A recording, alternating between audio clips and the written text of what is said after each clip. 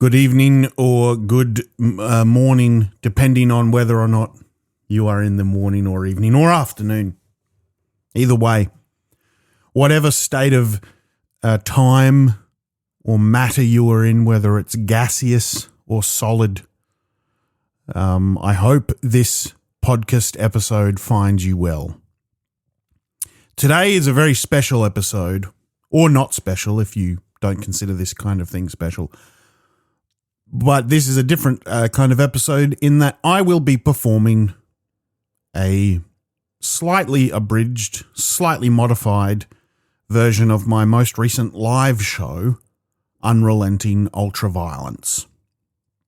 I performed this show all around the country at many comedy festivals to great success, with the exception of Wellington, where I had to cancel 2 shows in New Zealand due to lack of sales. But other than that, I had a great time. But I won't be filming this show. And I won't be performing it ever again. I'm currently now working on a new show for next year. And hoping to travel, potentially take it to the United Kingdom. But either way, I won't be doing... The Unrelenting Ultra-Violence is done. So I thought I'd do it one more time in the way that a live comedy show is really intended. Instead of an audience, instead of a wall of laughs in a comedy club, I'll be performing this show alone in my room to the sounds of the next door neighbor trying to clean out. They had a small fire that's fine, but there's a lot of the whole place is filled with soot, and they've got to work on that, and that's being worked on as we speak. So please enjoy, for the final time in history, Unrelenting Ultra-Violence. The Greg Larson Show.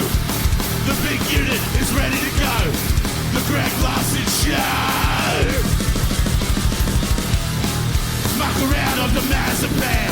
A fresh custard in his hand. The greatest podcast in all the land. Greg Larson Show. Yeah.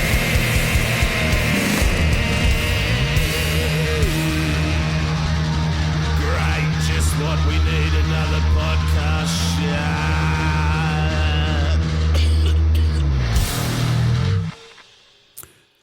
I believe that I am not insane. And you can hear by the rustling of these pages, I have a manifesto to prove it. I believe that I'm not an insane man. And this may sound egotistical. This may sound narcissistic. But I think there's a possibility that I am in a Truman Show-esque situation where I am being gaslit by society as a whole. Me specifically. And you're all in on it. Everyone. Everyone. This is a setup. And I feel like I see clues everywhere I go. A little while ago, for example, I was in a pub. A regular pub, just your classic Aussie pub. Pint of beer? Yes, please. Thanks, Dad. I was in a pub where I saw a man walk up to the bar at 11 p.m. at night. I want to make this clear. It was 11 p.m. at night. He went up to the bar. He ordered a coffee. And this is not the kind of pub where they have, a barista and an espresso machine. This is the kind of pub where they have a can of International Roast, right? Instant coffee. They got a tin of instant coffee. And it's not even necessarily it's for the staff if they need a fucking coffee on their ciggy break. And this man says, can I get a coffee at 11 p.m. at night, which is already psychotic.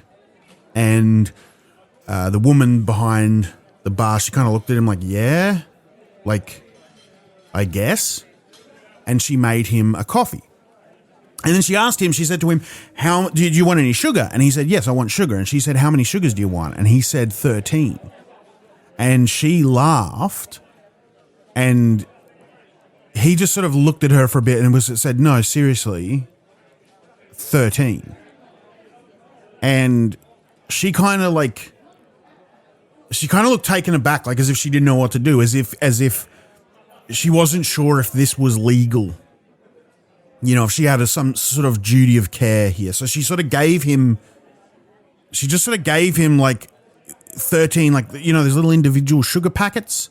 She just gave him like 13 of them and just went like, I guess, you know, you do what you want to do. I'm going to leave the 13 sugar packets here, and what you do with them is your business. Right? And I know that I tell a yarn, I tell a story. I go on stages, I go on podcasts, and I tell tall tales, but this really happened. And he got his 13 sugar packets, and then one by one he individually ripped them open and he poured them into his coffee. And I watched him make a coffee slurry, like a sugar slurry, and then he drank it. And I remember watching this so vividly and just thinking like, this is not real. This is not real. Where's the cameras? Like, what's going on? This can't be real. That man is a paid actor. He can't walk this earth with us. He's like, if that man is real, he should not be allowed to vote. Like, there should be, like, you can't live on this earth and have both these things. You can't have 13 sugar packets in your coffee and have human rights. Like, you have to choose one of them. You can't have both. That's not fair. Like, you can't, it's not fair that you, like, I get a vote and you get a vote the same. Nah. Do not accept it. Do not want I can has cheeseburger. I riffed that line just then. I can has cheeseburger. I just thought of memes and meme culture. But that's the thing, right? I see all these signs. I see all these things happening where I feel like I'm going crazy here. Where I feel like I'm looking around going, is no one else seeing this? Is no one else, like, am I going fucking crazy? I feel like I'm going fucking crazy here. And so I have here, for your listening pleasure, you can hear that, my journal. I've selected works over the last, things I've collected over the last 30 years where I really felt like I was going crazy, but where I genuinely believe that it's not me, it's society that's at fault. And I've organized this journal in no specific order. These are just the cliff notes. There are many more things that have happened to me in my life, but these are the cliff notes. Times that I feel like I've really felt like I'm being gaslit. But I'm not fucking crazy. It's society, man, that has gone fucking crazy. And I want to start this journal on the 10th of December, 2017. All right, I wrote this on the 10th of December, 2017. And I think this is an extremely good place to start because, and I truly believe this specific instance, this specific event, I truly believe is one of the most important things to happen in Australian political history. And I genuinely believe that this is a perfect example of why the media and why politics have failed us in this country. I wrote this on the 10th of December, 2017. I've been working for a political satire television show called Tonightly with Tom Ballard on the ABC. Some days I feel extremely overwhelmed. I have to come up with a funny sketch, a funny idea, a funny joke for a news story every single day, but sometimes there's just nothing that funny or interesting in the news, but I still have to find something to make a joke about. Today I woke up and, as I do every day, I checked the news and I saw that the Health Minister, Greg Hunt, is in a bit of hot water. At 2 a.m. last night, Greg Hunt clicked like on a pornographic tweet, and his activity is publicly visible. The Twitter account he clicked like on was called BBW Cum Pumper 69. And the tweet that he liked said, "Full on tie here. Which facial queen do you jack off to?" This is the greatest day of my life. Now, I wrote that on the 10th of December, 2017. You can look this up. Google it right now. Get on your computers, get on your phone, type in, BBW Cum Pumper 69, have a look, see what happens. Then when you finish up, add Greg Hunt to the title. A little bit of a gag there. A little bit of a joke for you. Greg Hunt really did. He was so at the time, and for anyone who doesn't know whether you're a political knowledgeable person or not, it doesn't matter. All you need to know is that at the time, a man named Greg Hunt was a senior government minister. He was the Minister for Health and Sport, our country's pastime. So he's the Minister for Health and Sport, senior government cabinet figure, right? And at 2 a.m., he clicked like on a tweet by BBW Cum Pumper 69 about, which facial queen do you jack off to, right? Who's your favorite facial queen to jack off to? The words were different, but that's the essence of it. And now I just want to have a big disclaimer when I say this too. This is not some kind of thing where I'm sitting here thinking, I'm not judging BBWs or cum pumpers, right? I'm not judging facial queens. Whether you're a facial queen, whether you're a facial king, whether you're into cream pies or cum fart cocktails, whatever floats your boat, I'm an ally. I support you. I raise up BBWs. I respect them. I don't know what any of that's all about. I'm on 200 milligrams of Zoloft. I have not had an erection in years, but I stand by you. I stand for you. That's not the issue. That's not what I'm upset about. The issue is that Greg Hunt, Minister for Health and Sport, I guess, he clicked like on this tweet, right? And that's publicly visible. And this, again, look this up. What happened was news agencies like Pedestrian and Junkie and a few others like that, they got wind of this. They thought it was funny. They're like, busted, Minister for Health and Sport. You just like to cum pump a tweet. Someone likes pump and cum. Hello, little cum boy. Basically making fun of him. You got busted liking porn at 2 a.m. Honestly, I don't think anyone actually gave a shit. It was just a funny news story, and it was funny.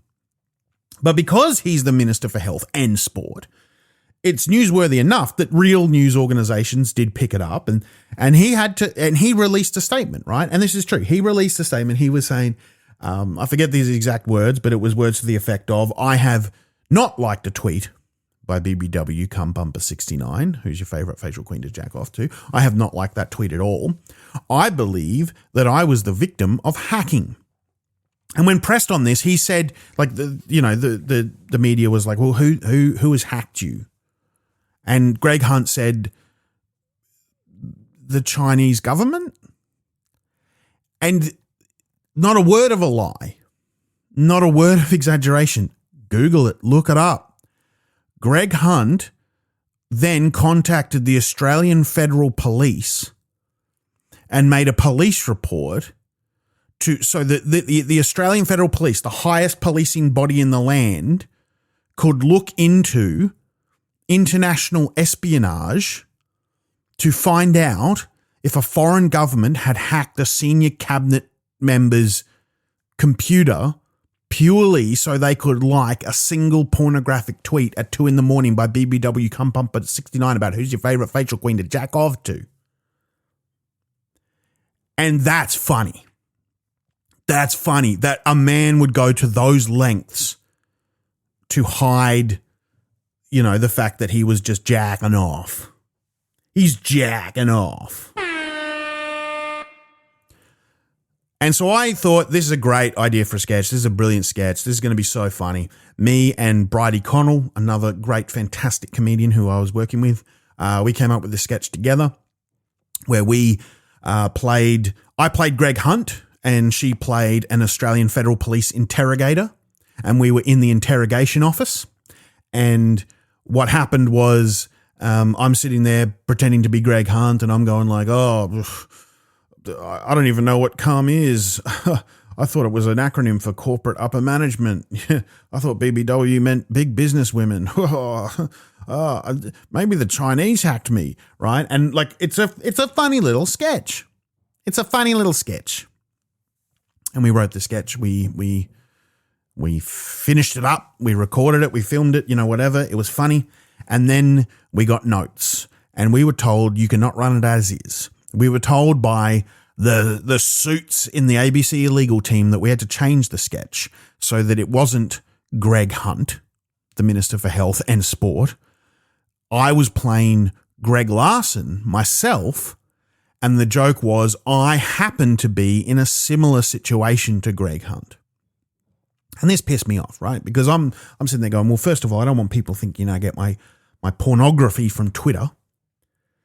But second of all, why do we have to change it? Why do we have to water it down? Like, I don't understand why we have to water this down. Like, I mean, this is a fucking funny story. Please let us run the sketch. And this is what we were told. And I was told this in all sincerity. They said, listen, the reason that you have to change it is because the way that this sketch is currently worded and the way you're performing it, it sounds like that you are implying that Greg Hunt, Minister for Health and Sport, was not hacked, that he wasn't hacked at all. It sounds like you're implying that he actually legitimately did like a tweet by BBW Cumpumper69 about, who's your favorite facial queen to jack off to.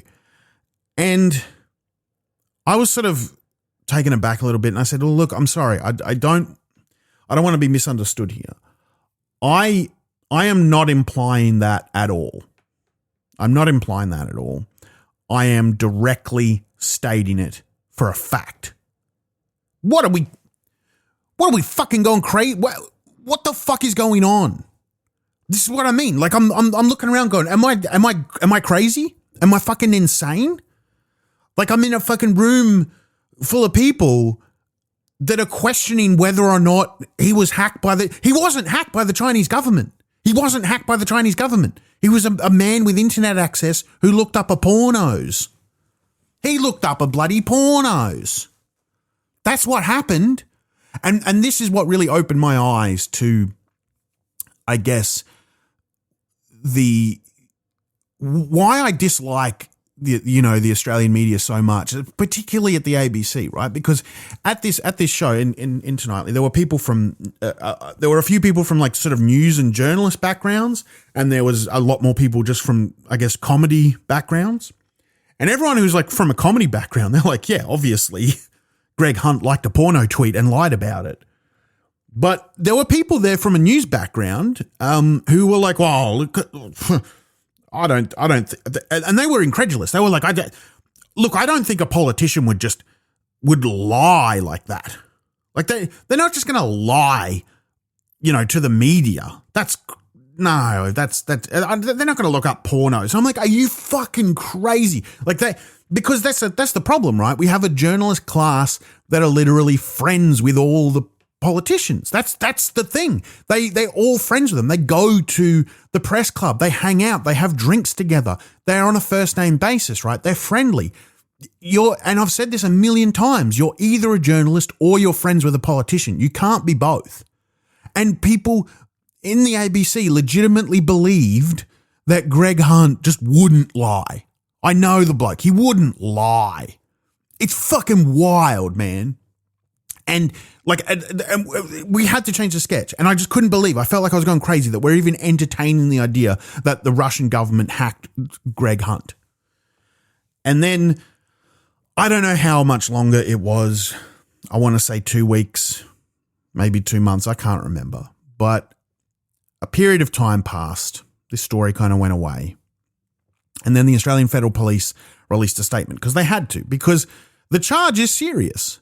this is a serious allegation that a foreign government hacked a senior government minister's computer, they got to look into it and they got to release a statement. This is in the public interest. And the Australian Federal Police released a statement and they literally said, we're not going to comment any further. We can 100% guarantee with certainty Greg Hunt was not hacked. And that's it. It just went under the radar. All got away with it. Just got away with it because no one in the media would hold his feet to the fire. He lied and got away with it. And this is the thing. This is the thing. It's not about the cum pumping. It's not about the BBWs. I am an ally to the facials. I am an ally to facials and pump and cum. That's not the issue. The issue is the fucking if you or I filed a phony police report and it was proven that we were lying, we would be charged with a very serious crime. This cunt fucking lied. And the media didn't hold him to account. Not me. I've been outside his house every day for the last 10 years going, I know what you done, did you, dirty dog? But he got away with it because the cops will do a favor for a mate. The cops will fucking help out a mate. They'll fucking do anything for a mate. The corrupt cop dog bastards. He's probably mates with the head of the Australian Federal Police. He's like, do me a favor. I'm going to file a phony police report. And he's like, yeah, I'll help you out. The cops will fucking do a favor for a mate. But where the fuck are they when you need to call them because some woman did a shit on the outside of a JB Hi-Fi in 2006? That's a story that I just realized too. I used in my other show, Where's My Fucking Money? Well, a woman did a shit on the outside. It wasn't a JB Hi-Fi. It was a Wow Sight and Sound. I often just say JB Hi-Fi because then I have to explain what Wow Sight and Sound is. It was an electronics store in Queensland. But yeah, one time a woman did a full shit just against the outside wall. And it was weird because it was like, I'm not doing shit about it, man. I'm not a narc. I'm not a narc, dude. But my manager was like, I think we got to do something about this. Like this, because it was like 11 a.m. on a Tuesday. There's people around everywhere. And it was just it wasn't like a secret wall. I don't know what a secret wall is, but it was like the main wall where everyone's just walking past and just watching her do a full big shit. And he was like, I think you got to call cops. I think you got to call. And then he called the cops and the cops are like, I don't know, man. That sounds like an ombudsman thing. Cops don't give a shit, man. Cops are dogs. This next journal entry is dated January 19, 2009. I just wrote, my first friend to ever have a baby just had a baby. He told me that when his wife gave birth, it was a natural birth and they used a birthing pool. And he stood next to the birthing pool with a little net. And it was his job to scoop up all the poos that would inevitably start floating around the birthing pool. Then I just wrote, why does humanity exist? Which I think is a fair question. You know, and this is one of those things where I'm willing to acknowledge maybe I am crazy. Maybe I am the crazy one because this seems to happen a lot. And by this, I mean human beings birthing other human beings. That seems wild to me. It's something that I couldn't fathom wanting to do. And I know that physically I'm unable to do that. But if I guess maybe if I was physically able, I'd want to, but I can't wrap my head around it. But I say this in a way that is absolutely no judgment. No judgment whatsoever. I'm not saying, oh, it's bad to birth a child or you shouldn't do it. You know, it's not that at all. It's just, it's something that I just don't understand. Like, I don't know, country rock music or people who, use satellite view when they're navigating on Google Maps. You know what I mean? It's like, I would never make that choice. But I'm not mad at you. I just don't understand your mind. And like, I want to learn. Like there's no judgment. I just don't understand. You know, I can understand how someone had a baby one time by accident. That makes sense. You know, we're at the end of the day, we're animals and animals, you know, they're going to be rooting and fucking and whatever. And then they're going, oh, like a dog, like dogs don't know what's going on, right? Like a dog's going, ugh, and then just a little dog comes out and they're like, oh, you know, like that. I think that's as much as they think about it. But people, as far as I'm aware, humans are the only species, well, not as far as I'm aware, this is just a fact. Humans are the only species that have invented writing and complex communication that goes far beyond simple instructions or what. Like, we are the only species that we're aware of, I believe, that can communicate complicated ideas and abstract concepts of A leads to B leads to C. You know, we can write things down, we can draw images, we can make gestures. Even if two of us don't speak the same language, we can find ways to communicate complicated and abstract concepts. And so it seems to me that kind of stuff, i.e. having a bub, that should have ended as soon as we were that switched on. You know what I mean? Like as soon as we got that communication ability down pat. Because it would have been wild. Like, if you think about not like being intelligent enough to understand the complicated nature and be asking questions about nature and existence and all the rest of it, the idea of like a childbirth would have been wild. Like you're in a cave. There's a couple of Neanderthals in a cave, and it's actually pronounced Neanderthal, not Neanderthal. Okay. You got a couple of Neanderthals in a cave, and they're mucking around. They're having a root around. They're having a root. You know, they're rooting. They're full rooting. They're saying things like "yum," "oh, good root," and they have this root, great root. What a fantastic time. They leave, both of them satisfied.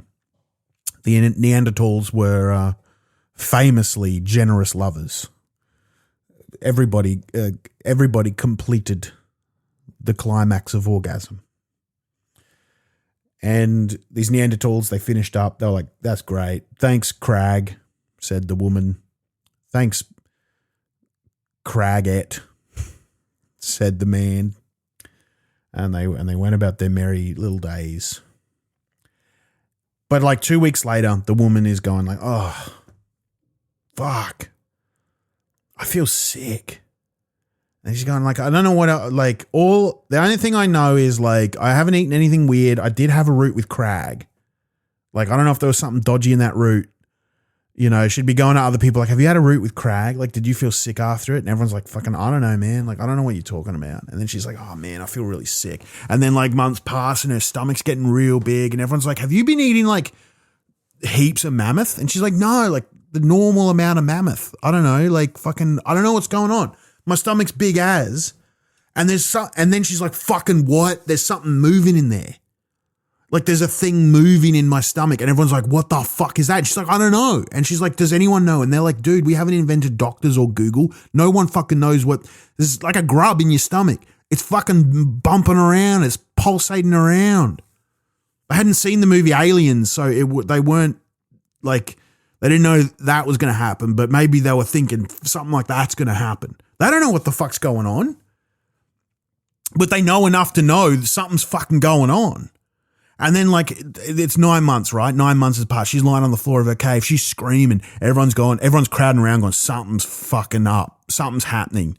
And then just this little fucking red guy, just a fucking little guy rips out of her pussy, right? This little fucking guy. Like it looks like us. It's little and covered in blood and it's squirming around on the ground. Just it's just screaming. It's screaming. And she's like, who the fuck is that? Who the fuck are you? And he can't say shit. He's just flipping around and screaming, covered in blood. You would just go, everyone run. Just run. There's fucking just get out of here. I don't know who the fuck that guy is, but get the fuck out. We got to get out of here. You'd run to the next cave and you'd run into the cave and go, whatever you do, don't root. There's a fucking guy. There's a little red guy. He's screaming. Who is he? But, you know, like, I don't know. That's just me. Like, I get that having kids, like, it's magical at Christmas or whatever. But I also just feel like people, when it comes to kids, they're like, yeah, it's magical and beautiful. But I just feel like people forget kids live for ages. Like, it's like if things go according to plan, it's like 82 years. That's so long. It's like a parrot. Like, it's longer than you think. Like, you'll die before them. And like, they live for so long. And most of that, there's only like a good few years of like, oh, it's beautiful and magical. And they've said their first word and it's Christmas time. Oh, there's a few years of that. But then it's just like, then they're just 40. You know what I mean? Like, at some point, it's just going to be someone who's like, I'm thinking about joining the One Nation party. Like, it's just going to be some fucking dude, some fucking woman, someone, some fucking unit just wandering around looking for their headphones that they lost. You know, someone's going to go like, oh, how's having a kid now that they're 40? Is it still magical? And you're going to go, not really. It's not really that magical anymore. Like, it lives in its own house now. It's got its own place. Like, I went around there the other day. It's watching maths. You know, it's eating savory shapes. I don't know who the fuck eats savory shapes, but this one does. It's eating savory shapes and wiping its fingers on its shirt. And every time, like, someone says something fucked in maths, it goes, ugh. But, you know, that's just me. If you want to have kids, have kids. Maybe I'm crazy. This next journal entry is dated April 3rd, 2023. And I just wrote, I think that real estate agents drastically overestimate how much we want to look at photos of them. Which I know from literally performing this show that I'm not crazy here, that it's society that is crazy because other people acknowledge this. This is wild. Why real estate agents? Why is your face on everything? Everywhere you look, there's a real estate agent. Rain and Horn, R.J. Edgar, L.J. Hooker, Love & Co. I'm just seeing real estate agents, their faces. It's so weird. It's the only industry, well, I guess apart from comedy, but it's the only industry where like you advertise with just your face. And they sell houses. Half the time they're not showing a billboard with houses on it. They're showing a billboard with just like, and my name's Jason. Just like a bunch of like that. And when they sell a house, a specific house, they put a massive sign up in front of the house, right? And it's got a picture of the house on it, but you're like, yeah, I can see the house is right behind it. But next, like as big as the house is just them, just a big photo of them. Just the real estate agent going, hey, I'm here, I'm selling it. And then like they sell the house and you're like, okay, you're going to take the sign down now? And they're like, nah, man, I'll take the sign down. We're going to put a second sign up on the original sign that says sold and it has my face again in a circle. And I'm looking like a smug cunt and I'm going, yeah, I've sold it. Suck shit, I just sold another house. Like that's what I mean. Like that's the only industry. Like I've never seen a billboard for Kmart with the CEO of Kmart just on there next to an ironing board cover, like an Anko fucking shitty ironing board cover going, yeah, just sold it. Just sold another one. So yeah, I'm doing pretty well. Suck shit. Like I don't understand how real estate agents think we want to know about them. We want to see them. You know, I'm fucking first thing in the morning, you're driving to work, you see a real estate agent, you're like, I've just eaten eggs. I don't want to look at your face. I just had a fucking bowl of eggs. If this was, you know, we're in a housing crisis right now. Like if I was a real estate agent, I wouldn't dob myself in. I wouldn't put my face anywhere. I wouldn't want anyone to know who the fuck I was. I would keep my identity secret like Batman or like I would rock up to, you know, rental inspections with a hood over my head like an executioner in medieval England. I'd live in a shack on the outskirts of town. I wouldn't want anyone to know who I was. If I was a real estate agent and I went to prison for fraud, which they all should do, they should all be in prison for fraud in a just world, and I was in prison for fraud as a real estate agent, I would be afraid of the other prisoners finding out that I was a real estate agent, and I wouldn't tell them. Like if they said, you know, what'd you do on the outside? I'd be like, me? Oh, I was just a bloody pedophile. Just a classic pedophile. Not a real estate agent. No. I love kids. Don't use that sample. Don't clip up that sample of me saying I love kids and say, Greg just said this on the Greg Larson show. Fuck off. I think that's the only reason why.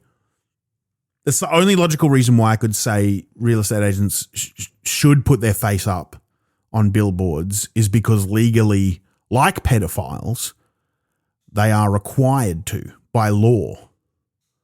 Like, it's like a thing where it's like we have to know when one of them is in our community.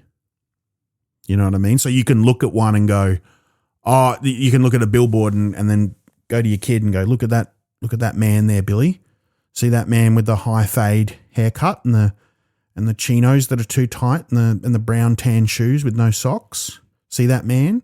One day he's going to pull up to you in a BMW and he's going to try and tell you that walk-in cupboard is a second bedroom. Okay, run. You have to run, Billy. Fucking real estate dogs. I'm not fucking crazy. I wrote this next journal entry on May 19th, 2023. The Royal Commission looking into the Australian Defence Force has just been handed down. And they've found that within the military, there is a toxic culture of bullying and abuse. I feel uneasy and I feel conflicted reading these findings.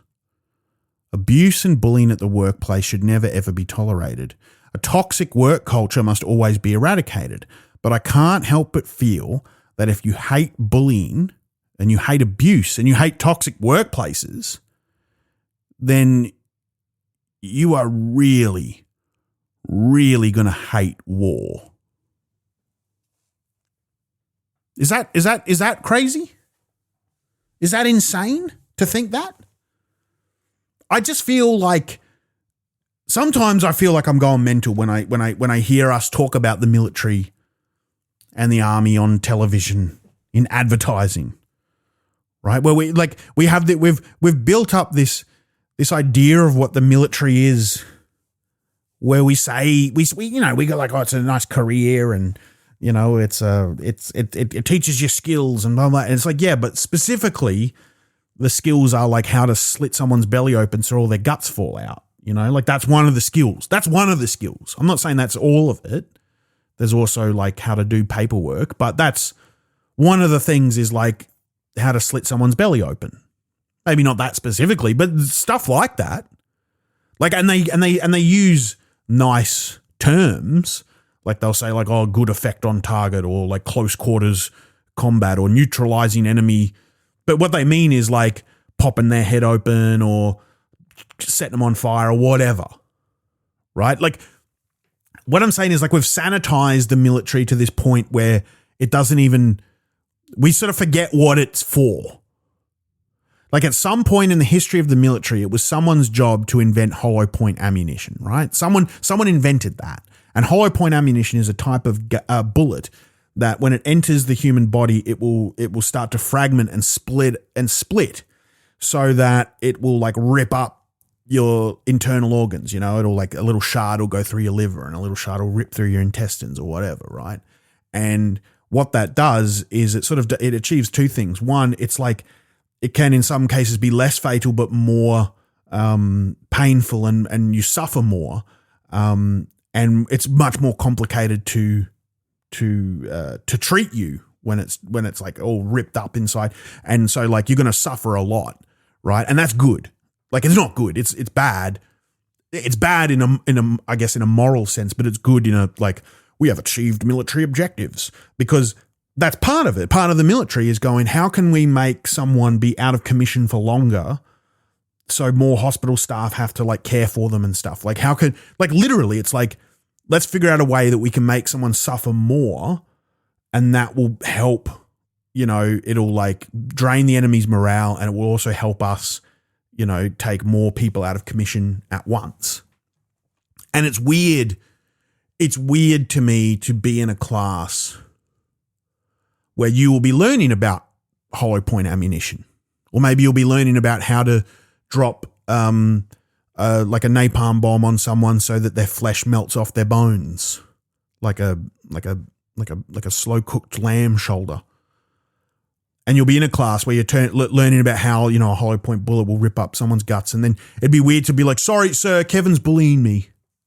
Like, sorry, I'm actually trying to learn how to slit someone's throat silently. So can you please stop being mean?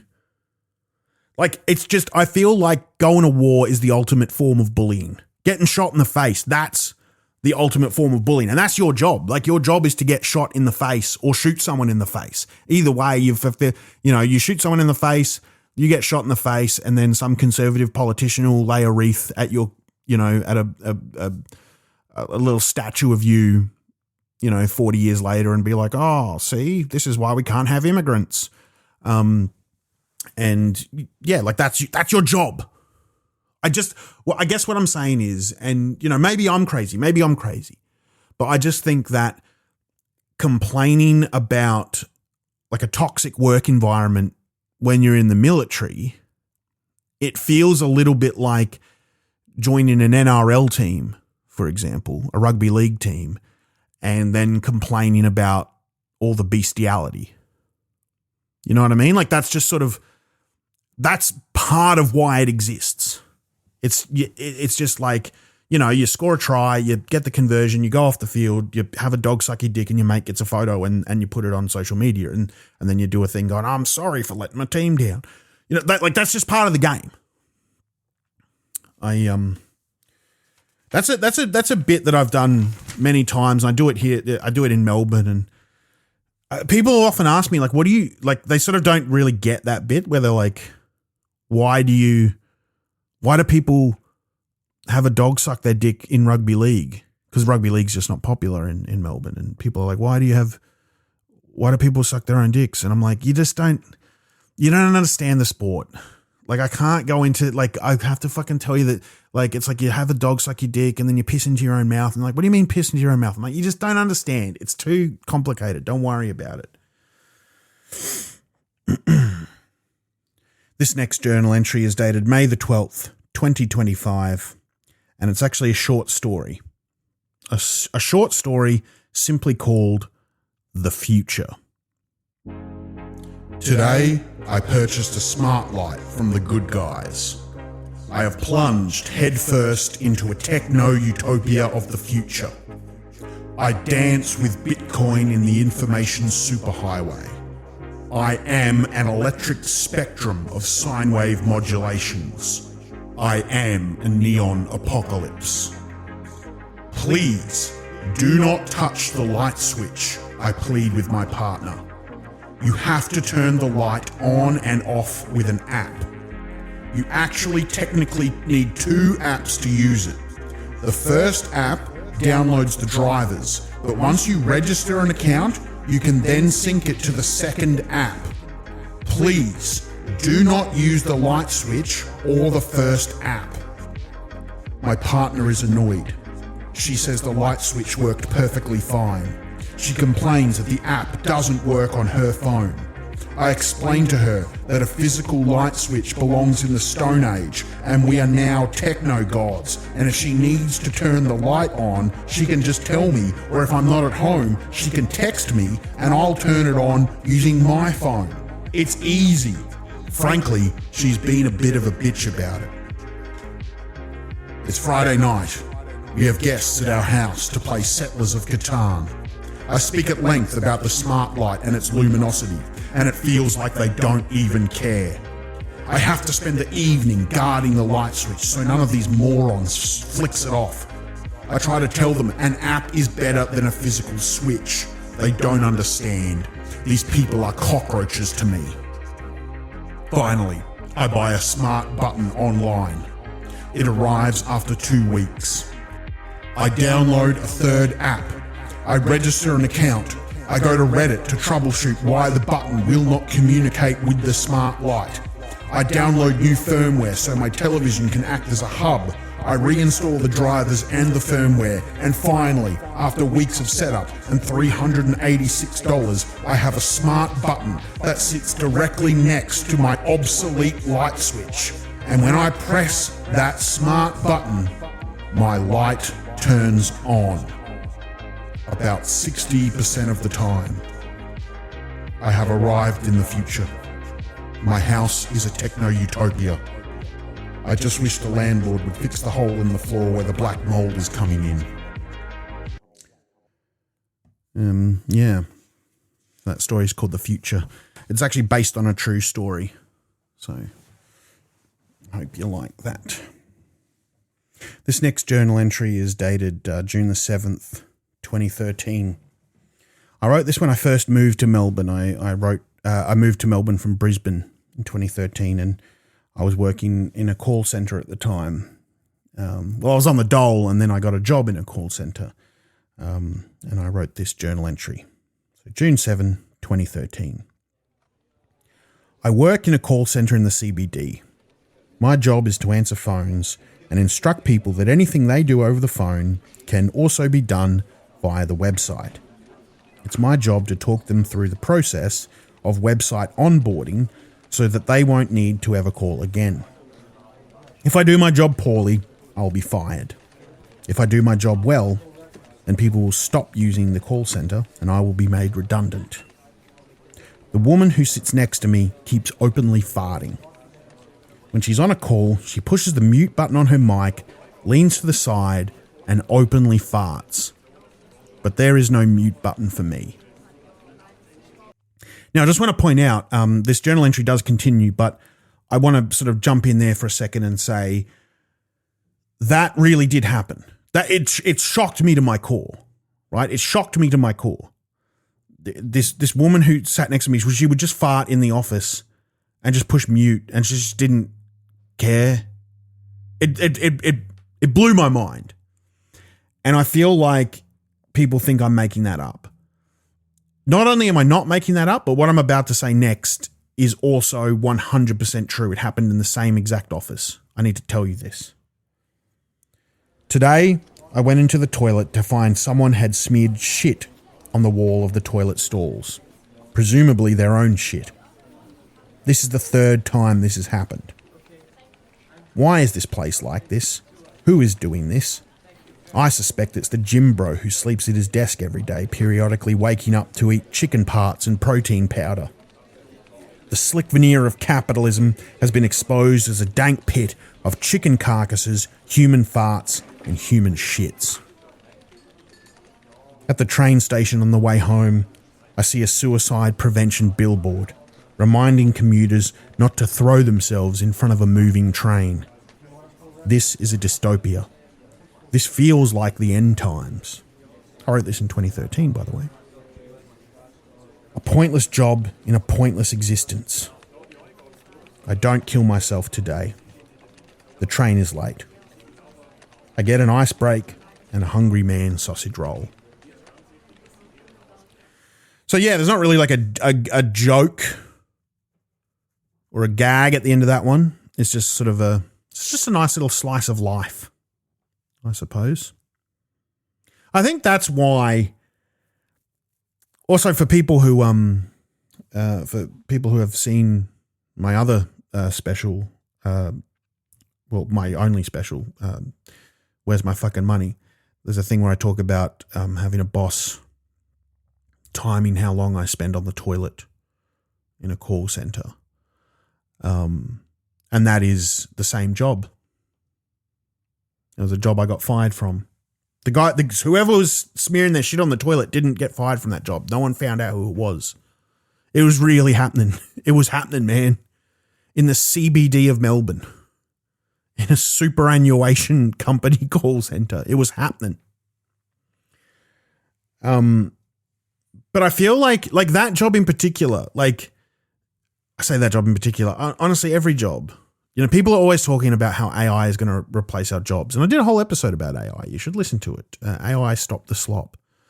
But I mean, like AI definitely can replace our jobs and it's an existential threat. But realistically, I honestly don't think I've ever had a job that felt like I couldn't be replaced by like a pretty smart wombat.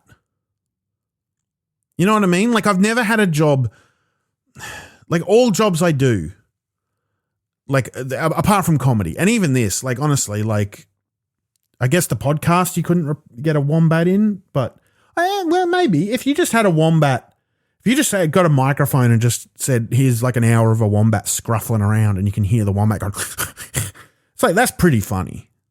Like I'd listen to it, you know, if you got a wombat in a shirt and just put him on a stage with a microphone in front of it, I'd watch that. That's as good as any stand-up I've ever done. So I don't know. But like, I've never had a job that felt like it was of any consequence to anyone. Just like a job where like, yeah, you could just get a wombat in. You know, and I feel like across the board, man, like what's your job? How important is it really? How hard is it really? Like if you could get a wombat to type the words "let's touch base" into a computer keyboard, you've taken every middle management office job out of the equation. You're fired. If you could train a wombat to park a Ford Raptor across 2 handicap spaces, the entire construction industry would be on its knees. I don't know, man. Now, this next journal entry is dated September 11, 2006, and I'm not going to read it because it only really worked in the live show. And by only worked in the live show, I mean people hated it a lot. And one of the reasons they hated it is because I already did it twice on this podcast. It's a story of Grandpa Joe masturbating in bed. I forget which episode. Maybe an eagle-eyed fan will write a comment saying which episode it was. But I say which episode. It was in 2 episodes. I wrote a little short story about Grandpa Joe from the Charlie and the Chocolate Factory masturbating in bed, and I've done it twice by accident on this podcast.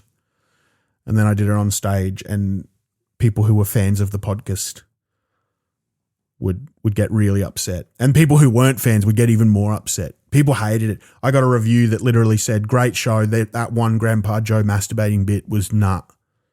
Stop it. So, yeah. Cutting that. Suck shit. This next journal entry is dated January 13, 2026. This is another short story. A short story about suburban life. I simply call it Reservoir. I'm walking back from the American candy store, an illegal tobacconist with a 2-litre Coke and an expired Kinder Bueno. It's nighttime. I see an elderly gentleman using a mobility scooter to deliver Uber Eats. He's broken down. He's trying to fix his wheel. He's crouching in the gutter. I ask him if he needs a hand. He says, nah, I'll be all right, mate. It's raining. As I continue to walk, there's another illegal tobacconist, an American candy store, where I bought my Snoop Dogg branded cannabis vaporizer a few weeks prior. It's been firebombed. On the plywood covering the burnt out shop front, there's now a giant billboard that's been erected for a real estate agent. They all look like cunts. As I walk towards my street, I see a man walking towards the massage parlour on the corner of my street. I see this massage parlour doing pretty good business. They must be doing very good business, in fact, because it's open very, very late at night. And despite zero advertising other than a neon sign that simply says massage, there's always lots of tradies going in and out at all hours. And tradies have the sorest muscles of all. I see this man approach the neon sign of the massage parlour, and just before he enters the door, he turns around and makes eye contact with me as I munch on my expired Kinder Bueno. For some reason, he seems embarrassed that I saw him going into the massage parlour. So he quickly stops, turns around and starts pretending like he's lost, like he's turned down the wrong street. He's looking around the street for some kind of salvation, something to distract from his true destination. The nature strip is covered in rubbish and cooked bones from T-bone steaks and lamb chops that normal people would never really notice, but every dog owner is keenly aware of because you're constantly having to pull a T-bone steak bone out of your dog's mouth, wondering who the fuck is walking around the fucking suburbs eating like a full T-bone steak. Like, why is this happening? The gutters are littered with discarded nangs that local teens have used to get high. These empty nangs line the gutter like dead soldiers on the shores of Gallipoli. So far from home. The man is desperate for something.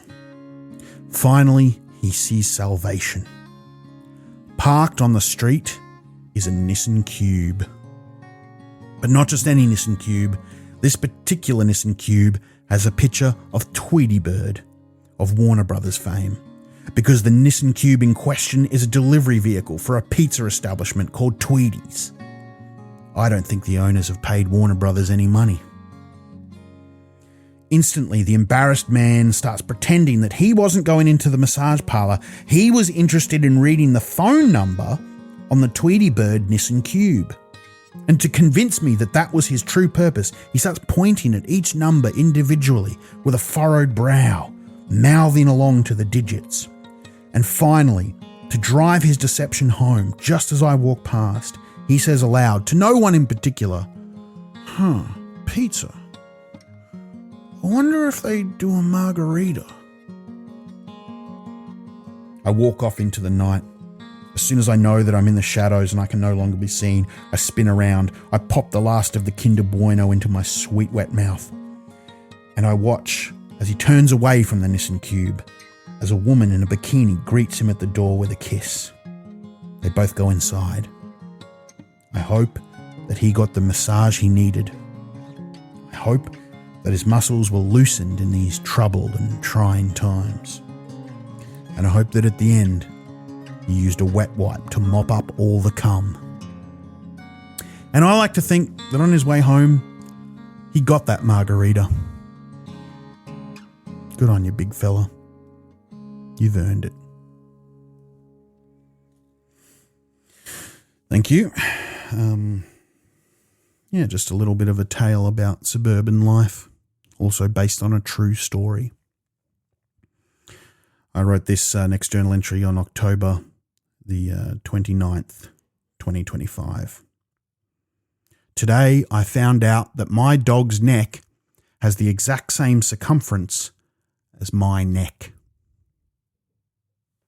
So there you go. They're not all brutal takedowns of modern society. Some of them are just nice little factoids. A similar neck.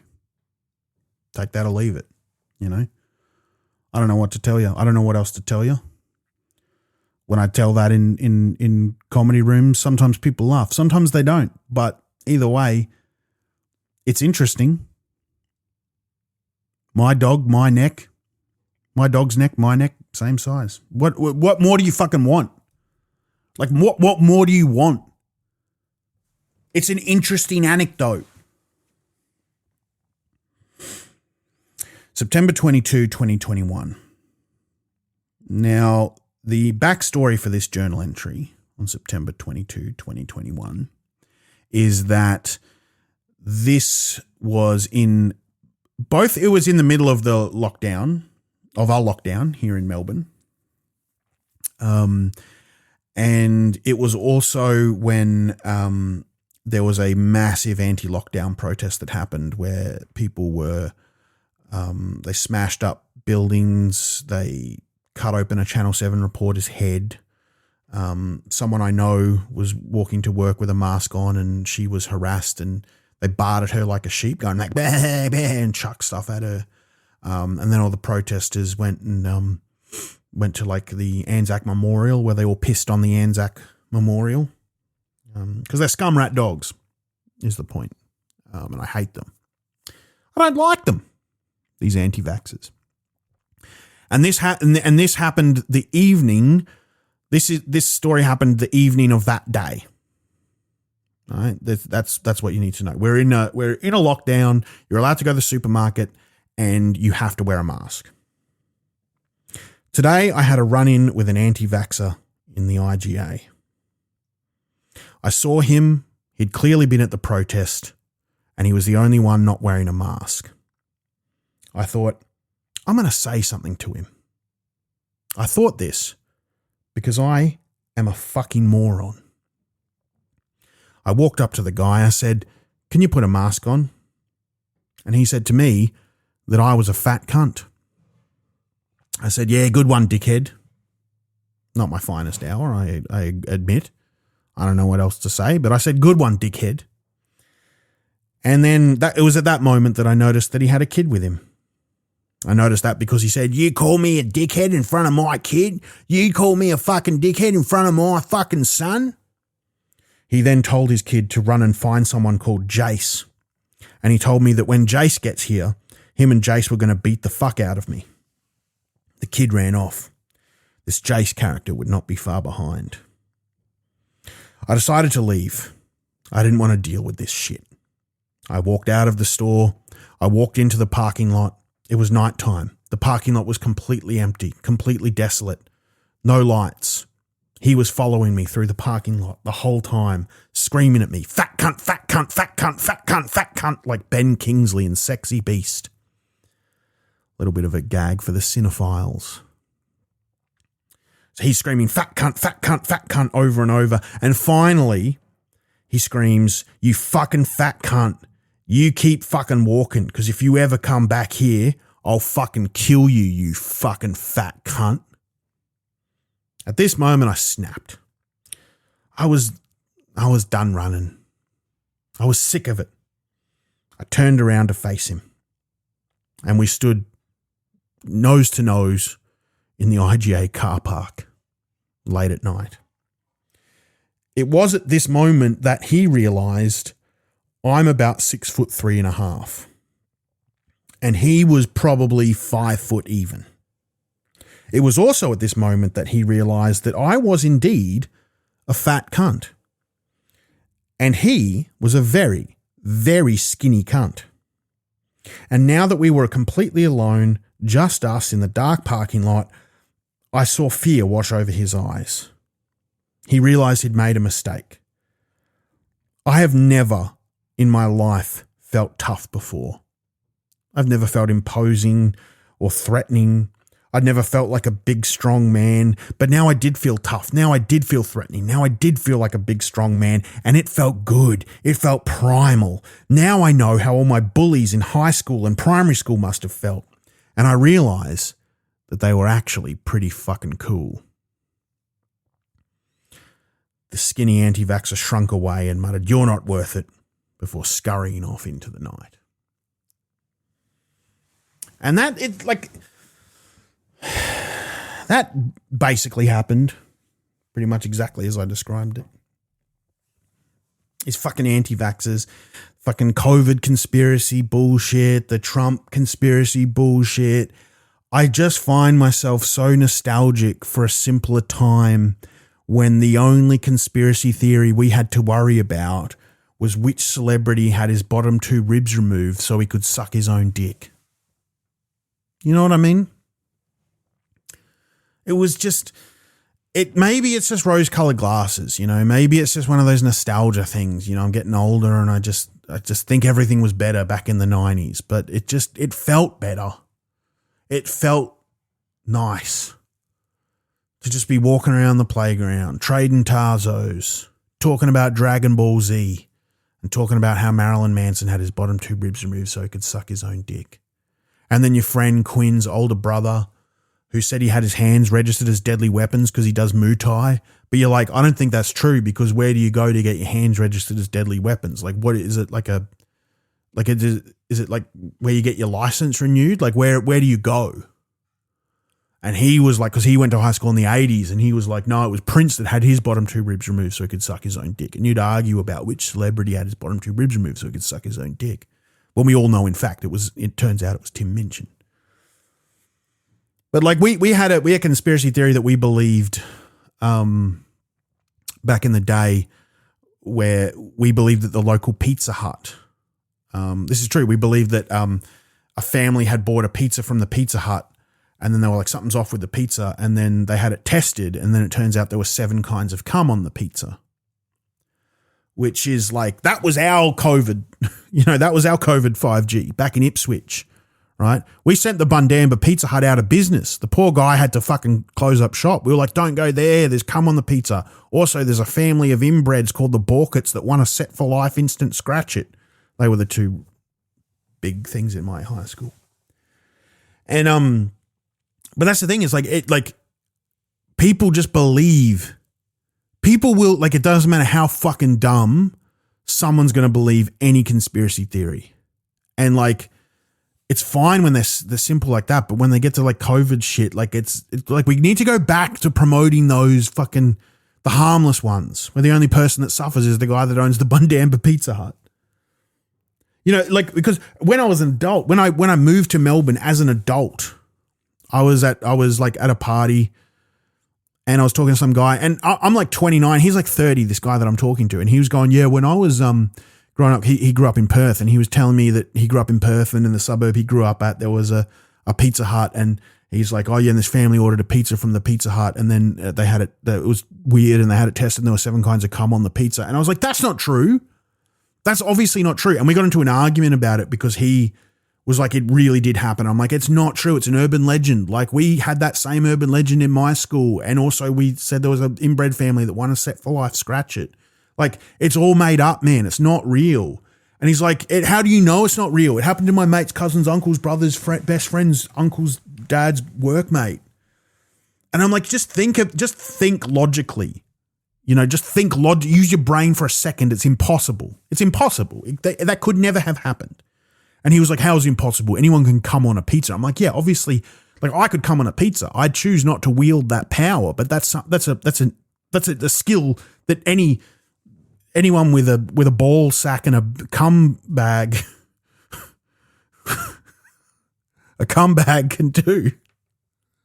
You got a ball sack, you got a cum bag, you can come on a pizza. It's not about that. Every step of the way of this thing is a logistical nightmare. Right? Like, think about the workplace. If there's 7 people at your job, fuck, it's a bold maneuver to bring it up for a start. To be like, hey, just throwing this idea out there. And if anyone says no, we won't do it. But what if we all cummed on the pizza? Like, I've never had a workplace where I've felt comfortable. I mean, I wouldn't come on a pizza for a start, but even if I would, I'd keep that one to myself. But more than that, apart from bringing it up at work, I mean, think about the family eating the pizza. Who the fuck's bringing it up at dinner time? Like, what is a kid, like, a kid's eating the pizza going, sorry, Dad, I don't want to be a negative Nancy here, but this pizza tastes a little like cum. How's that happening? I would rather eat a pizza with cum on it than say this pizza tastes like cum to my dad. I'd just keep my mouth shut. I wouldn't want to have that conversation. And then watching your dad like eat the pizza going, oh yeah, it does taste like cum. It's like, you're right, Gronathan. In this story, I imagine the dad has 7 children and they're all called Gronathan. It's like, come on, let's get, and this is the craziest part of the story, the craziest part of the whole story, right? All of that stuff, I guess, theoretically could happen until it gets to the last part where it's like they had it tested. Where the fuck do you go? Like, he's going like, come on, let's get in the van. Let's go get this pizza tested. Where in Australia? What building do you walk into where you can hold a large pizza and say, hey, I want to check for cum? There's no place. Like, is it the same place you get your hands registered as deadly weapons? Don't be fucking stupid. I have another short story that I'd like to read for you. This one is dated the 10th of September, 2025. It's simply called The Future, Part 2. Today, I used a QR code at a Chinese restaurant in the neo-cyber city known as Brisbane. My mind expanded to fill the void of time and space as I waited for the menu to appear, but the only words that greeted me were, "No internet connection," because Telstra are dog cunts. The lady gave me a Wi-Fi password, but after 3 failed attempts, it was not working. She then yelled at a man who came out from the kitchen with a new Wi-Fi password. The code was accepted, and I was now in the mainframe. I scrolled the menu. I ordered a Coke Zero and 12 mackerel dumplings. Then, to complete my order, I had to register an account with some company called bigmenu.com or some other bullshit. After entering my email address, supplying my credit card and phone number, and agreeing to pay a 1.8% surcharge, I was ready to click place order. But I could not click place order because the button was grayed out. I showed it to the woman behind the counter.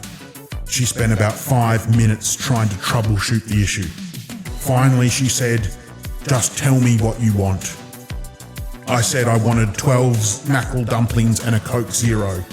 She screamed mackerel dumplings at the man, and I went back to my seat. I sat in the booth. I waited for my dumplings.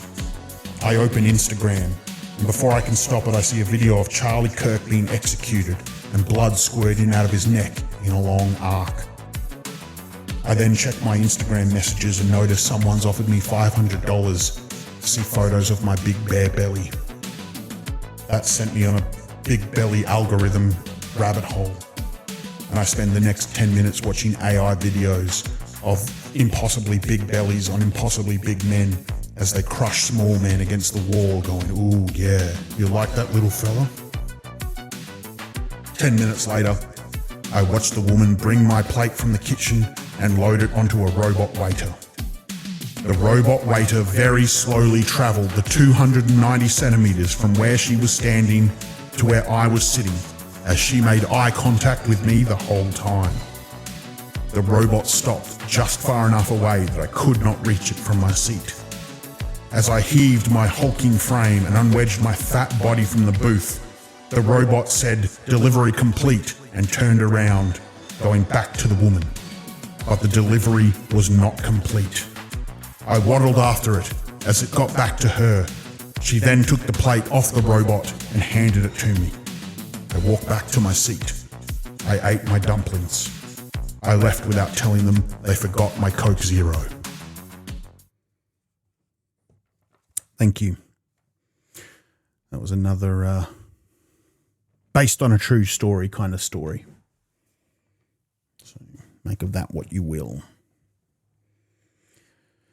September 9, 2025. I'm walking with my friend through the CBD of Melbourne. We see a sign for MJ, the Michael Jackson musical. Huh? That's all I wrote in the journal. Huh? Like, what do I... More than anything else I've said in this entire podcast episode, more than anything else that I've written down in my journal, this made me feel like I was going crazy, like the world was gaslighting me more than anything else I've said. What the fuck? What the fuck, man? Like, I was taken aback because I was out of the Michael Jackson loop, I guess. Because the last thing I remember seeing was that Leaving Neverland documentary, and they were like, yeah, Michael Jackson's the biggest pedophile, and everyone was like, oh, we got to stop playing Michael Jackson music, and Disney removed the Michael Jackson episode of The Simpsons, and like everyone was like on board with that, right? Like I thought that was like global warming. It was settled science, you know, Jimmy Savile, Michael Jackson, Rolf Harris, pedophiles. I thought we agreed. I thought this was done and dusted. And I'm having an argument with my friend, right? And she was defending Michael Jackson because she was going, I can't wait to see that. I love Michael Jackson. I was like, but he's a big pedophile though, like a really bad pedophile. And she was like, no, he wasn't. And I just kind of, I was kind of like blown away. I was like, what do you mean he wasn't? And this is the thing. It's like, and people believe this. This fucking shocks me, right? This shocks me. Like, I can't get over this, because I'm like, what do you mean? And she was going like, oh my God, he's a weird guy. He's an eccentric guy. And I'm like, I hate to tell you this, but a lot of pedophiles are very weird. They're odd looking fellows, like pedophiles. You're looking at a guy with like bald on top, ponytail on the back, with like licking his lips all the time. He's got 6 chapsticks in his pocket. Like, they're weird guys. And she's like, yeah, but you don't understand. Like, he didn't have a childhood. He was a child himself. And I'm like, well, he wasn't though, was he? Like, and you can't use that defense in court. You can't be like, oh, Your Honor, yeah, I did it, but I'm just a big kid at heart. Like, that's not a defense. You can't be like, age is just a number, because that number's 12 and 46. Like, nah, man. And she said what, like, everyone said, which kind of baffles me, right? She's like, these people, they're just after money. That's the thing. Everyone's after money. And that just doesn't track for me. That doesn't make sense. Because think about this, right? If I was a billionaire, I don't know if Michael Jackson was a billionaire. He was worth a hell of a lot of money. But if I was a billionaire and I wasn't a pedophile, right? Which apparently is quite rare. But if I was a billionaire and I wasn't a pedophile and someone accused me of being a pedophile, I'd be like, man, I got like 20 lawyers on staff. Are you kidding me? Like, no, the only thing stopping me from not suing anyone is not having the money. I would fucking love to sue cunts left, right, and center. I would like someone call me a pedophile. I'd be like, man, welcome to defamation country. You're fucked.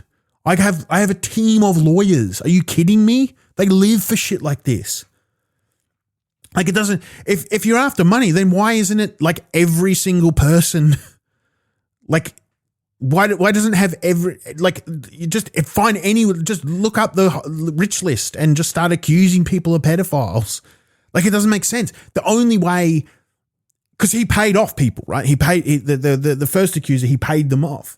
And it was like, the only way that if I was a billionaire and I would pay off someone for accusing me of being a pedophile was if I was like, fuck, I am a pedophile. Don't tell anyone, because then they're going to all fucking know. I don't fucking pay this cunt off. Like, what are you talking about? Like, this is crazy. It's like, I can understand people going, look, I like Michael Jackson's music so much that I'm willing to overlook these things. Personally, I can't, but at the same time, I get it. Like, I lived through the Michael Jackson. Like, I thought Michael Jackson was the fucking best cunt in the world. Like, I get it. Like, are you kidding me? Like, he was a phenomenon. Like, I understand you loving Michael Jackson. I get that. But like, I don't, like, it's fucking wild to me that people actually think he's not a pedophile. When you look at his, like, if his resume was on just some guy in your street, you would freak the fuck out. There's no way. If there was a guy on your street, just some guy, like a rich guy, but he just had a bald head, like I said, ponytail at the back, 6 chapsticks in his pocket, and he's inviting little boys over. Just this single man having all these little boys around. He builds an amusement park for little boys. He's got them on his lap. He's kissing them. They're kissing him openly. He's just like giving little smooches to the little boys, bouncing them on his knee and stuff. You'd start going, oh, I don't know about this guy. You'd be like, you'd be like, hang on a sec. You're not sleeping with these boys, are you, mate? And he proudly tells you, I sleep with the boys. Are you kidding me? I love to sleep with these boys. If there's one thing I love, it's having a little boy in my bed. We go to sleep. We go to sleep in a room where no one's allowed in. It's just us and the boys. It's just me and the boys. Oh, there's a key code. No one's allowed in. Alarms go off if someone gets near, so I can keep the boys safe. You'd start going, fuck, I think this guy's a pedophile. And then he'd be like, no, I'm not a pedophile. But 6 of the boys go, no, he is a pedophile. Like 100% is a pedophile. And then you, like, the police, like one of the boys goes to the cops, and then the cops are like, all right, let's raid his house. And then the boy's like, okay, this is what his dick looks like. It's all weird because of his like alopecia, not alopecia, the skin thing. And then they take a photo of his dick and they're like, yeah, that is exactly the weird dick that that the kid described. And then the kid's like, yeah, there's a box full of pornos that he shows us. And then they go exactly where he says it was. There's a box full of pornos. They find the box full of pornos. And then like in that box full of pornos, there's child porn, actual photos of little children, pornographic boy photos. But then this guy's rich and his lawyer's like, Your Honor, that's inadmissible. That's actually inadmissible because he was accused of molesting little boys, not looking at them. So you can't have that in the court. And also they're artistic. They're actually artistic books. So that doesn't count. It doesn't matter. They're all mixed in with pornos. It doesn't matter.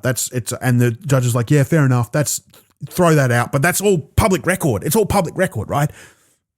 They like 10 of his staff come forward and go, I saw him abuse a kid on this date at this time, blah, blah, blah. Their stories match. All these people all these kids come forward, go, yep, he abused me. Yep, he abused me. Yep, he abused me. All this stuff happened. Like there's just a mountain of evidence. And imagine all that evidence on a guy on your street with a fucking ponytail and tinted glasses with 6 chapsticks who didn't record the album Thriller. You wouldn't for a second doubt what you were fucking seeing. Are you kidding me? And then what's crazy is, and I've been doing this whole bit for ages, and then I recently watched a doco on Netflix, and it's wild, right? I think it's called The Verdict, about Michael Jackson. It's a 3-day trial. The doco makes me fucking sick, man, because they even say in the documentary, they literally they interview one of the jury members and she's like, I'm the biggest Michael Jackson fan. I love Michael Jackson so much. Oh my God, I'm like, you're in the fucking jury? What the fuck? And then you look at all the mountains of evidence that the prosecution brings, and you look at what the defense brings, and the defense brings, the defense's whole argument is basically, come on. No, that's crazy. That like literally they don't have it, and he somehow gets off. And the documentary even says like, and I guess no one will know the truth. What are you talking about? Did you not watch your own fucking documentary? This is crazy. I feel like I'm going crazy. I feel like I'm living in this crazy world where there's this man who did the most horrific crimes. There's so many celebrities we have absolutely crucified for crime for way less evidence than this, right? There is just this mountain of evidence. Like I think somewhere like 20 different people who have publicly accused it. Like, it's crazy the amount of just evidence and accusations and witnesses and just like all this different stuff, piling evidence on evidence on evidence of this man who did the most horrific things over such a long period of time. Just the worst crimes in front of our eyes, yet 50% of the population go, nah, he didn't do it. Nah, I don't believe it. Nah, he didn't do it. I don't believe it. I don't believe what I'm seeing and hearing. What I'm saying is that Michael Jackson is the celebrity equivalent of the state of Israel.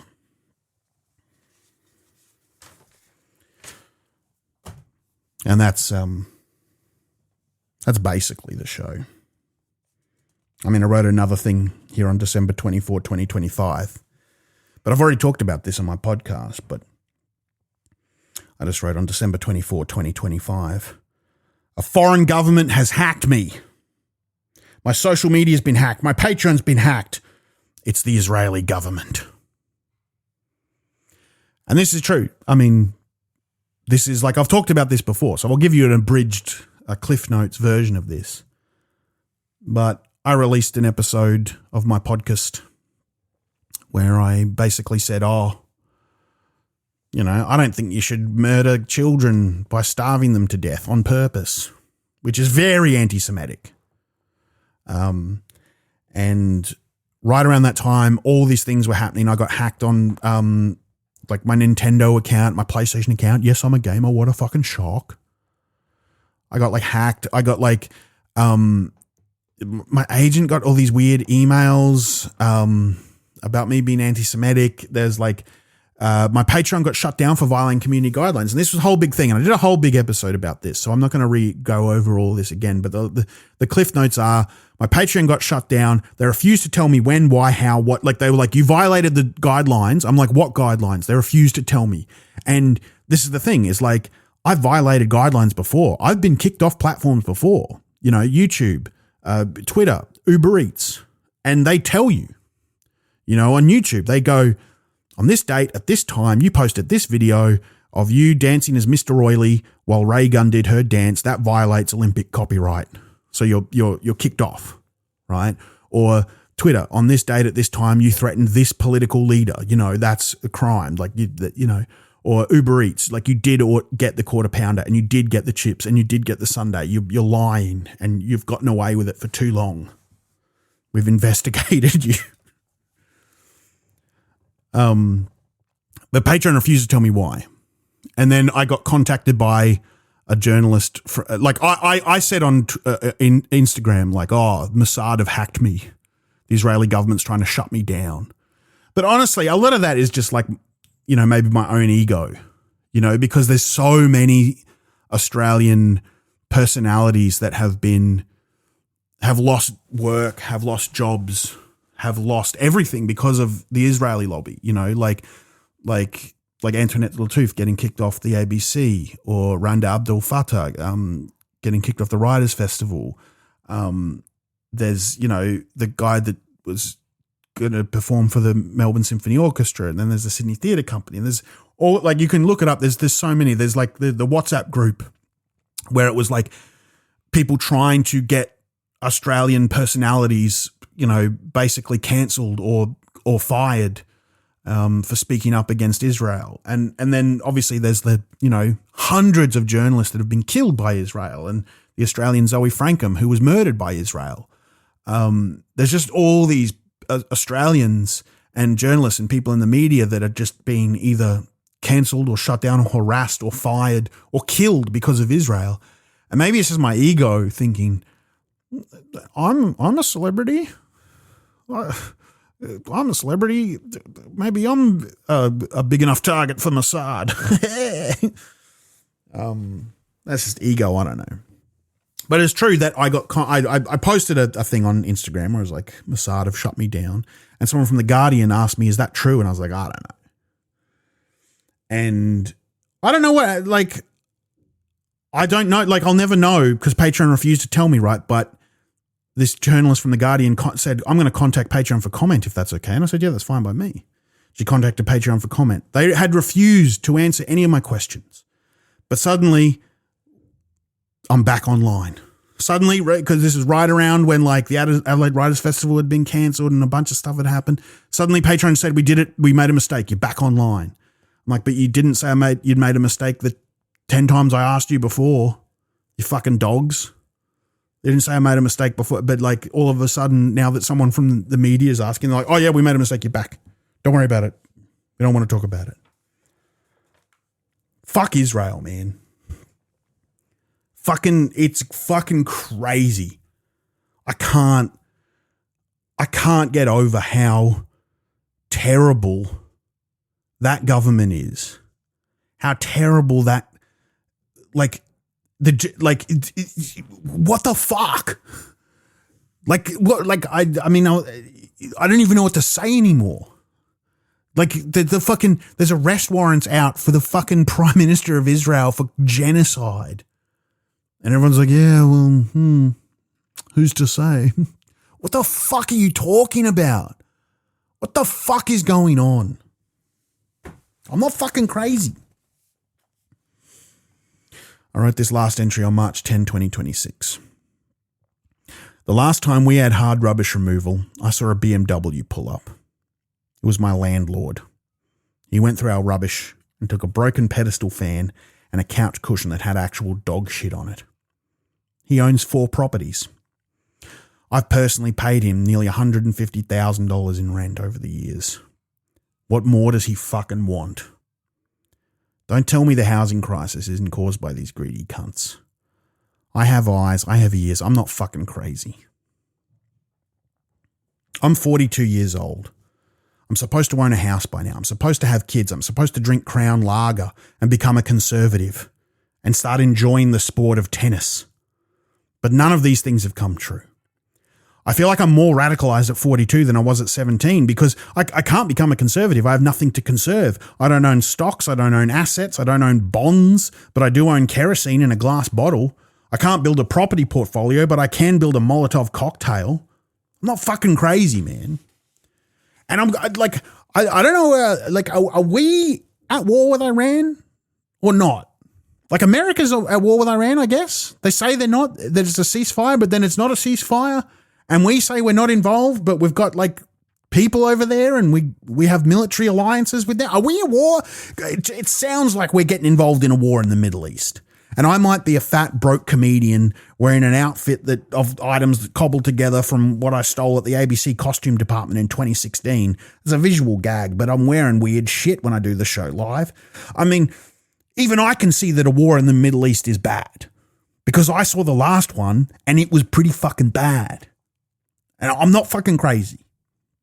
And you're making me feel like I'm crazy because you're saying we got to turn the temperature down. We need more social cohesion. But then you invite the president of Israel, a fucking war criminal whose government has committed a genocide. You invite him to this country to exploit a mass shooting for fucking publicity. That's ghoulish. And then you call me a terrorist sympathizer for going to a peaceful rally and chanting from the river to the sea, Palestine will be free. And that's now illegal to say in the state of Queensland. It's an illegal phrase to say. And I said it in my show in Queensland like twice. And I didn't get arrested. I got away with it, the dogs. Fucking cop dogs. You don't get to condemn violence in a civilization built on violence. Our society is built on who has the biggest gun. You can't call for peace once you own all the guns. Like, our entire economic system, our entire world itself was built through unrelenting ultra-violence. That's the name of the show. And the one in charge, the ones in charge, they just have no right to condemn more violence. You're like my friend Troy in primary school who threw a human shit at me and then goes, truce. Nah, man, you fucking started it. Like, I have eyes and I have ears. I can see the empty houses in my street that investors are land banking in the middle of a housing crisis. I can see tankers that are exporting surplus gas while paying zero tax in the middle of an energy crisis. I can see the dead children in Gaza. I can see the dead children in Lebanon. I can see the fucking bombs flattening entire cities. I can see the American president in that video, in multiple videos now, since I've started this, literally falling asleep and doing a shit. Like, you can look that up and they're not saying about it in the media. It's clearly he's doing a shit and he's asleep. I can see the record profits the companies are posting whilst laying off workers. And most importantly, I can see the BBWs and the facial queens and they are pumping cum. I'm not fucking crazy.